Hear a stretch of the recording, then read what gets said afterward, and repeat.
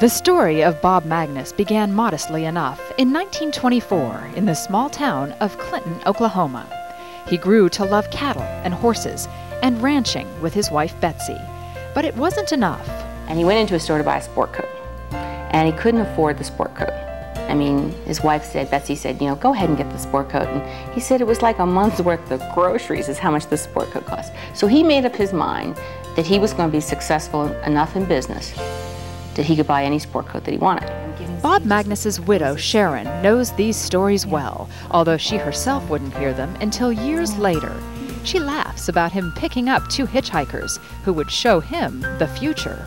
They were talking about this new fangled way to put cable up and people in rural areas could get TV. Magness was intrigued. He and his first wife, Betsy, sold their cattle, borrowed $5,000 from his father, and called the hitchhikers. They put their first cable system up in Memphis, Texas, 1956, and sold it for $300,000 like a year later. Sport coats came easy then, but Bob Magness wasn't done yet.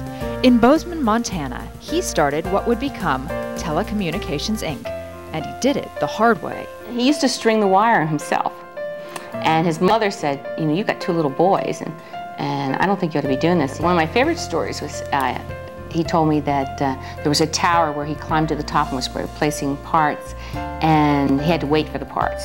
So he fell asleep at the top of the tower. And he said when he woke up, he realized, he said, I think my fingerprints are still on that tower. He was holding on so tight. Yes. Magness moved TCI to Denver in 1965. He hired as operations manager in 1973, a guy named John Malone. And together, they were brilliant. I've never seen a better partnership. Bob used to call it, you know, he'd send John Malone out to handle the spotlight and he'd go hide behind the log. And they were perfect that way. And they talked everything through. TCI became a billion-dollar company, and Bob Magness became a billion-dollar man. He saw his chance to give back to the Boy Scouts. Yeah, he had been a Boy Scout himself, and he thought that in today's world that was a valuable added education for boys.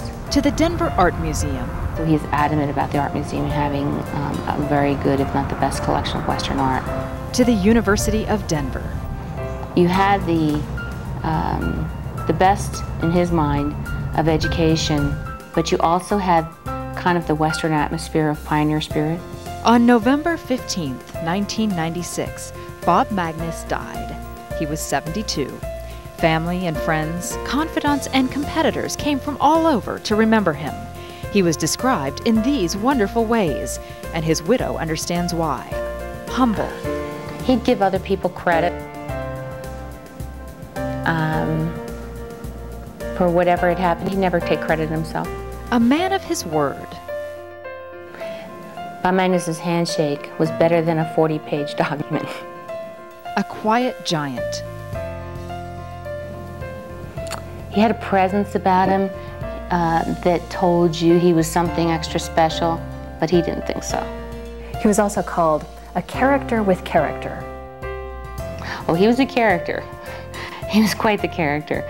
Bob Magness was something else, too. A modern-day pioneer who could see the future, and a man who didn't forget his roots, his love of the land, of the West, and who understood that buying beautiful sport coats would never be enough. Bob thought that whether it was putting dirt out there and making the land look a little bit better and landscaping it, or if it was giving a child a chance at education, or giving the Boy Scouts a camp where they could go, whatever it was, if you could make a difference in the world and be remembered, or even, you know, he was so humble that even if you didn't remember him for it, he knew he'd made a difference. Bob Magness, we remember.